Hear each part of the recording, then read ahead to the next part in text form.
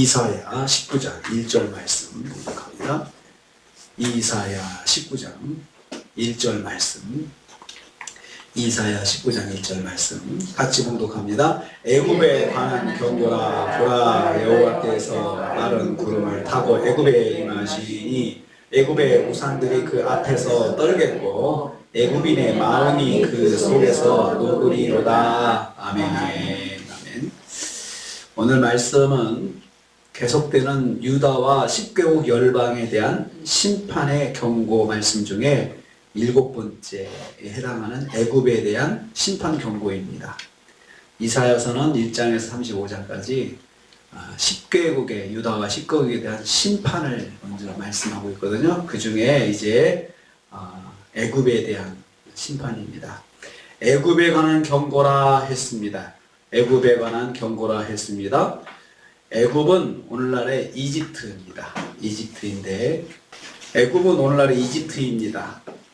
이집트는 선민 이스라엘 백성과 역사적으로 깊은 연관이 있는 나라입니다. 먼저 이스라엘 족장들은 아브라함, 이삭, 야곱, 그래서 야곱 또 이삭, 아브라함도 그랬고요. 기근이 있을 때마다 애굽으로 도움을 요청하러 갔습니다. 식량을 구하러 가고 그렇게 했죠.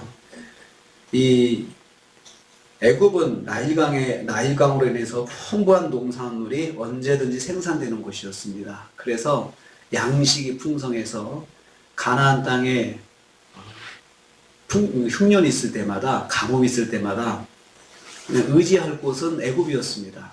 걱정하지 않고 그냥 애굽 가서 식량 사오면 되지, 이런 마음이 있었죠.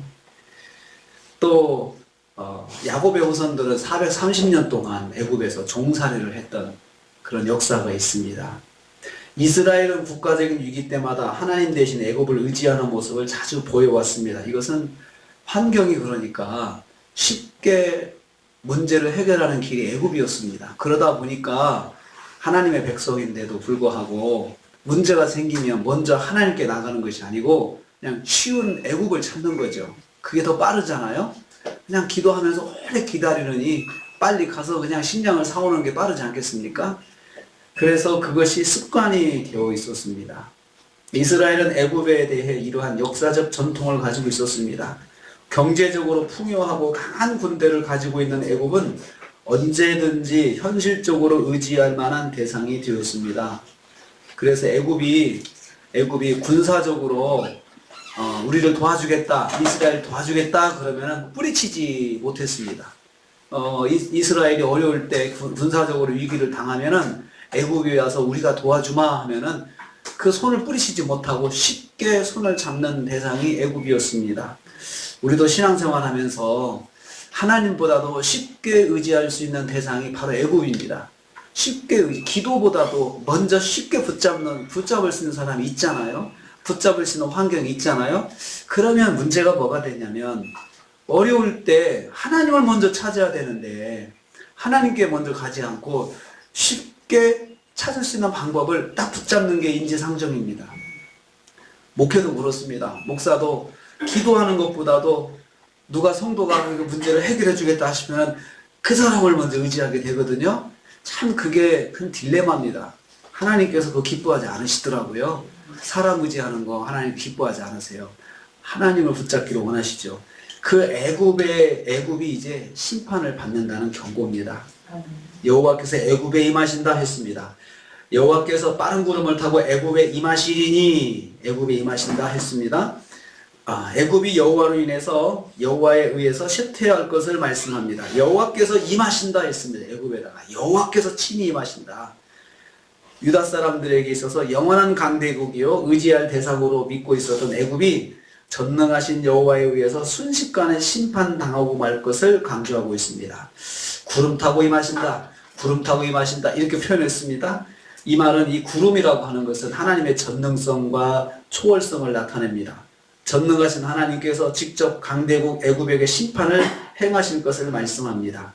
애굽은 이 심판을 대비할 수 없고 미처 피할 수 없게 될 것입니다. 여러분 구름이 하늘에 생기는 거 순간 생기잖아요. 순간 생기는데 그걸 어떻게 방지를 해요? 그리고 또 구름이 순간 또 사라지죠. 확 뭉쳤다가 사라지고 이러는데 이것을 우리가 어떻게 할 수가 없는 것처럼 하나님께서 임하시는 것을 누구도 거기에 대해서 대적하거나 거기에 대해서 대항하거나 그것을 거부할 수 없다는 것입니다. 대비할 수도 없고 미처 그것을 피할 수도 없다는 것입니다. 하나님의 심판이 그 정도로 신속하고 갑작스럽게 임하실 것이기 때문에 그렇습니다. 그렇지만 심판은 갑작스럽고 또 그렇게 임하지만 피할 수 없게 임하지만은 대신 하나님께서 경고를 해주십니다.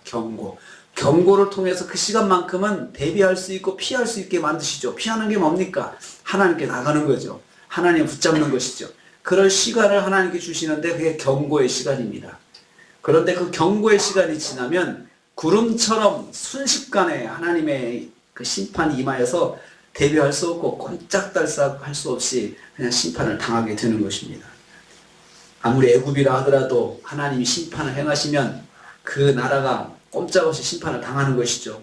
우리는 지난 시간에 아수르도 하루아침에 망한다고 그랬습니다. 그 강대국 아수르도 하나님께서 하루아침에 그냥 그 대비할 수 없이 망하게 만드신다 했습니다. 세 번째로 우상과 애굽인들이 떨고 녹을 것입니다. 애굽의 우상이 그 앞에서 떨 것이고 애굽인의 마음이 그 속에서 녹으리라 말씀했습니다. 애굽의 우상이 하나님의 심판을 받을 것이라는 것입니다. 애굽은 다실론 국가입니다. 온갖 귀신들을 다 섬기는 나라가 애굽이었습니다. 개구리 귀신, 이 귀신, 물 귀신 다 그들은 우상으로 섬겼습니다. 뭐 하나만 있으면 나무를 또 우상으로 섬기고 개구리도 우상으로 섬기고 개구리가 숫자가 많으니까 야 힘이 많다 해서 또 그렇게 섬기고 황소도 섬기고 온갖 것들은 다 귀신으로 섬기는 나라가 애굽이었습니다. 이런 우상들이 한 분 하나님 앞에 두려워 떨게 될 것입니다. 하나님 앞에서 아무 유익이 없고 쓸모없는 존재기에 하나님의 심판 앞에 아무 대적을 할 수 없게 된다는 거죠. 그들이 그렇게 떠받들고 섬기던 우상들이 그냥 하루아침에 심판을 당하는 것이죠. 출애굽 때 10가지 재앙이 있었잖아요. 그게 다 그들이 섬기는 우상이었습니다. 하나님께서 다 그들을 무너뜨리시고 하나님께서 행하시니까 아무 유익이 없고 그들이 오히려 고통을 주는 존재라는 것을 그때 깨닫게 된 것이죠. 애굽인의 마음이 심판을 받는다 했습니다. 이스라엘 사람들이 신뢰하는 애굽인의 마음이라는 뜻입니다. 애굽인의 마음은 이스라엘 백성들이 신뢰하는 애굽인의 마음이죠. 우리도 그렇잖아요. 또 이렇게 누가 좀 이렇게 더 힘이 있고 또 부유하고 넉넉하고 그러면 그 사람의 마음을 우리가 신뢰를 하잖아요. 그 사람이 어떤 생각을 가졌다 그러면 그냥 같이 공감하고 그러잖아요. 그러니까 이스라엘 백성들이 애굽 사람들의 마음을 쉽게 공감했어요. 저 사람들은 우리보다 더 힘이 있고 더 넉넉하니까 그 사람들의 마음을 우리가 따라가야 된다. 이렇게 동조해 줘야 된다. 이렇게 생각을 했죠. 그런데 그들의 마음이 우상을 섬기는 마음인데 그 마음을 쉽게 따라간 것입니다. 이스라엘이 우상을 신뢰하는 애굽인의 마음을 공감하고 있다는 거죠. 공감하고 있어요. 그렇게 섬기는 것이야. 그 상태에서는 그 사람들을 그렇게 섬기는 거 우리가 존중해 줘야 돼. 이렇게 생각하는 거죠. 이러한 마음도 하나님께서 심판하실 것입니다. 무기력하게 만드실 거라는 거죠. 하나님께서 우상을 향한 헛된 믿음 무익하게 만드실 것입니다. 그것이 무익하다는 것 애굽인도 깨닫고 또 이스라엘도 자기들이 그 사람들의 마음을 의지했던 이러한 것을 이게 잘못되었구나. 우리가 정말 헛된 걸 신뢰했구나 라고 하나님께서 그렇게 만드실 것이라는 거죠. 오늘 말씀에서 하나님께서 2가지 말씀해 주셨습니다. 하나님보다 더 쉽게 의지할 수 있는 세상, 그거 하나님 기뻐하지 않으신다는 거죠. 또 하나님께서 그 우상으로 섬기는 것들, 우상을 섬기는 사람들의 그 마음도 동조하고 따라가는 것 하나님 기뻐하지 않으십니다. 그래서 이러한 것들을 다 심판하신다 경고하고 계십니다. 오늘도 우리가 하루를 시작하고 하루를 삽니다. 내가 하나님보다 의지하는 세상이 있으니까 먼저 하나님 붙잡아야 되는데 하나님 붙잡지 않고 쉽게 할 수 있는 그것을 의지하는 것이 있습니까? 우리가 그렇습니다. 그 사람들의 도움이 필요하지 않다는 거 아닙니다. 도움이 필요하죠. 그렇지만 기도보다도 먼저 도움을 요청하고 하나님보다도 먼저 그 도움을 붙잡으면 하나님께서 그걸 기뻐하지 않으십니다. 그것을 하나님께서 그 사람도 내가 의지하는 그 사람도 하나님이 심판한다고 그러시잖아요. 그러니까 정말 잘 되려면 내가 먼저 하나님을 의지해야 돼요. 하나님 믿는 사람은 하나님을 의지하는 것이 그게 답입니다. 그럴 때 하나님께서 기뻐하시고 또 내 가까이 있는 분들도 나를 통해서 복을 받는 것입니다.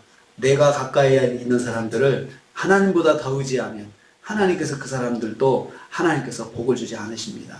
그래서 오늘도 하나님 먼저 의지하고 무슨 일이 있으면 먼저 하나님께 기도하고 먼저 하나님을 붙잡아서 승리하시는 하루가 되시기를 주님의 이름으로 축복합니다. 주님 감사합니다.